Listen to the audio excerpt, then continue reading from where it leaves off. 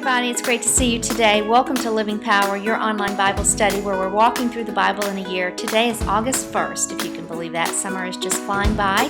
And this is a discussion about a couple of different things. I'm going to give you a lot today. I'm going to talk really fast, and I just want to get it all in. There's something that I mentioned that I was going to share with you yesterday, and I didn't have time, so I went ahead and closed out the lesson, but I want to start that today, and that is tying together the Torah, the portion in Deuteronomy, the book of the law, that relates to what is happening to the history of Israel and what we're reading about today. So let me just do that real quickly.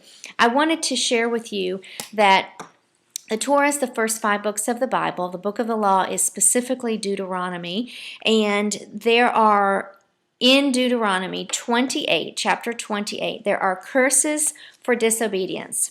We read about these back in March, and we read blessings for obedience and we read curses for disobedience. And I just wanted you to be able to make that connection, that it's actually Deuteronomy 28, verse 15 to 29, and Deuteronomy 30.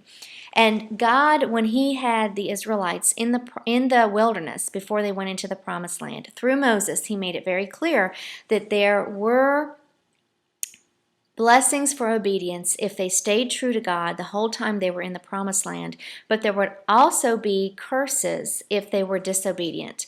What we are seeing through the exile is the curses coming true, because we have seen that they were not faithful to the Lord in any way. And if you go back, it's kind of a good exercise to go back to Deuteronomy 28 and 30 and reread those curses and see if these things aren't the things that Israel has been doing, and if God wasn't exactly true to His word. So that's how that kind of relates the history and the book of the law there. Okay, we have been talking about idols, and we have been seeing that Israel has household gods. They have been worshiping other gods. And today's reading in Josiah's religious reforms in 2 Kings 23. If you are just now joining us and this is the first video that you're watching, you might want to go back and watch July 30th, because I do start to talk a little bit about these abominable practices of the Canaanites and how they worshipped Baal, how they worshipped Astarte. Today I want to talk about Molech and how they worshipped Molech. Molech is another foreign god. It's a Canaanite god, and he's actually talked about in verse 10 of 2 Kings 23. Here's the deal with Molech. This is really going to gross a lot of you out, so I will try to be as good as I can. In one of the books that I was reading this summer, I want to give God praise again, because it was a book that I pulled off the shelf, and I had put it down for probably 25 years. And I picked it back up and just felt like I needed to read it again. It's a fiction book, but it talks about the life of the Canaanites back in 900 BC and how they probably lived and worshipped and had their community life and all that. So I'm going to try to share with you a story that will describe what community life was like if your community worshipped Molech. And it would be like this. Let's say you're a woman and you're married, and your role is to keep the home. Your role is to have children. Your husband has some sort of an occupation, and he goes to work and he comes home each day, and you prepare a meal for him, and you're working in the home during the day. Well, you have an infant. You've just had your first child, and you have been infertile for maybe 4 years, making this up as I go along. And you have just had this child. He's 6 months old. It is a son. You both are ecstatic. And one day, right after your husband gets home from work, he's off changing his clothes, getting ready for dinner. There's a knock on the door. And you go to the door, and you see that it is the priest of the town that you live in. Now, you live in the nation, or the land of Israel, but you're not a Hebrew, you're a Canaanite.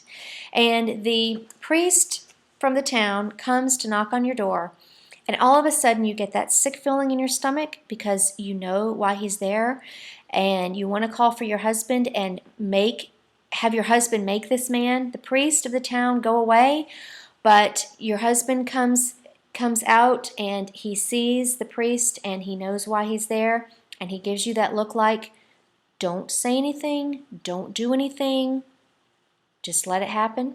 Do you know what I'm talking about?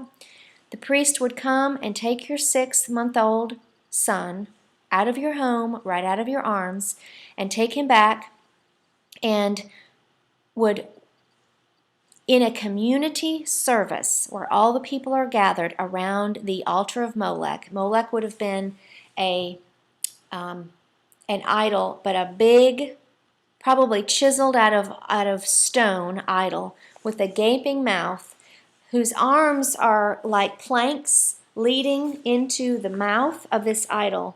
And the priest would have put your son, and the baby, 6 months old, can't stand, can't walk, would have rolled down that ramp into the mouth, which would have been a blazing fire. And I'm not going to go into the details, but you can imagine the sounds and the smells and the cheers that the people would have expressed in this Canaanite village. Now, I don't say that to gross you out. I'm not going to talk about that anymore. I'm certainly not condoning this kind of a thing. What I'm trying to do is help you understand, when we read about these Old Testament stories that the Canaanites worshipped Molech, and that pagan shrines were set up in Israel, and the Hebrews came to worship Baal and Astarte, and also sacrifice their sons in the fire. I want you to understand God's point of view as He's looking down on His children and on His people, and He's seeing what has happened to the community life. These are the things that we're reading about today in the reading that actually happened to the Hebrews, and what they allowed to happen in their communities, and what they partook of. The sacrificing of the children to Molech, it was believed that this was an appropriate form of worship, and that if they did this, Molech would not only bring the family more children, but would bless the community at large in good crops and fertile soil and an abundance in that year.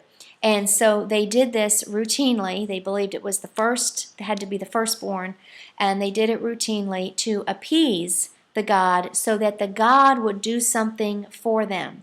They had a very twisted and warped sense of deity. They did not understand Yahweh, and of course the Hebrews did, which is some of the travesty that I want you to kind of understand in the reading. The Hebrews knew Yahweh, but yet they let the culture around them kind of suck them into these practices, and they did these things that the Canaanites did as well. So here's the question I have for you today. Do you have any household gods? Are you practicing any of the types of practices in our culture that's commonplace to the people around us, that perhaps God is calling us to be sanctified and to be different and not to partake in? Just something to think about. We are seeing today, I'm going to switch over to something else now. I just wanted to give you that background, and I just feel like I need to say I'm sorry if that really grosses you out. I know it grosses me out, but it's just real important that we understand what we're reading about, and how awful it really was. And then we can come to kind of understand the judgment that's coming. And we see that the judgment that God puts on Israel is discipline. It's not wrath. It's different. And I hope that you understand that. The exile is discipline upon God's children, and He wants to restore and redeem them and bring Him back. And that's what we're reading about. But today, we also read about the book of Nahum. And I'm going to talk to you about Nahum. Very, very interesting. I love this part. I can't wait to share this part with you. This is a story of a different scenario. It's not of redemption. This is a story of judgment and wrath. and a very different outcome. Jonah, the book that we already read, and Nahum, the book we're reading today, are connected. It's a continuation of a story that Jonah began. Nahum concludes with 150 years in the middle. And I wonder, we tell the story in Vacation Bible School of Jonah and the whale to the children, and then we kind of stop that.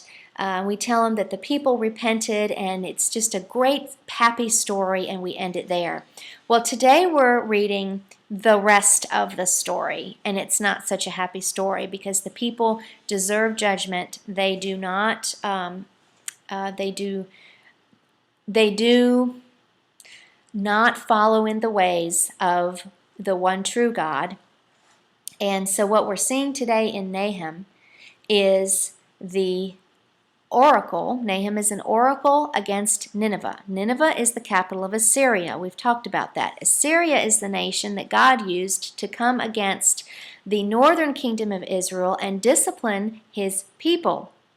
Now he is coming against Assyria, yes, the country that he used, but he's coming against Assyria for the injustices and the cruelty and the brutality that they have been inflicting on people for hundreds of years. Nineveh, today we're reading about the judgment that was postponed in the time of Jonah. This is the end of the story. And what we can learn from this is that God does not ignore sin, and God does not allow the wicked, the unsaved, to get away with it. It looks like it many times in the world because we see things happening around us and it looks like God isn't doing anything. But the message today is God does see, God will deal with it, and he will handle it appropriately in his own time. Here's an example of Nineveh. How did Nineveh fall? And this is what's so interesting. In Nahum chapter 2, verse 8 to 13, after I'm finished describing, you might want to go back and see if this actually isn't in the prophecy that Nahum is giving. You know, this oracle means a burden. And what Nahum is having to deliver is God has called him to deliver this burden, this burdenous message, because Nineveh is going to fall. And Nineveh does fall, and here's how it happens. There is a great flood water that comes at the time of, I guess it's the rainy season, and there's a flood. And the Medes and the Babylonians have seized the city, and they are, remember there's this challenge for world dominance. The Assyrians have been the dominant world power, and now the Medes are rising as a nation, and Babylon. The Babylonians are rising as a nation. And they're sieging this city of Nineveh for months, and they haven't had any luck at all in getting through to the city. Remember, the city is so big. Remember in Jonah, we talked about Jonah going through and witnessing for 3 days, and it took him that long to get through the entire city. So it's a 3 days journey. It's a great city. It's just huge. The rainy season has come. The 2 rivers have begun to rise, and the waters beat against the Nineveh walls of the city, and the walls collapse. God is making it very clear here. I don't know that historians would agree, but from a theological perspective, I can tell you God is making it very clear that the Babylonians didn't destroy Assyria. God did. The Babylonians had been trying to take the city for months to no luck, but God used the reservoir of water. The waters are at his command, and it tore down the walls. God does not need armies. And I believe that's the message here in Nahum 2, verse 8 to 13. That's how Nineveh fell. Now, the prophecy against Assyria and the fall of Assyria can also be found in Isaiah 10, 5 to 19, and Zephaniah 2, verse 13 to 15. There have been excavations recent excavations as of 40 years ago that have taken place, and they've actually found where the city of Nineveh was, and I believe they're starting to excavate that now. But this is a city that fell and that was not to be rebuilt. I mean, God completely destroyed this city.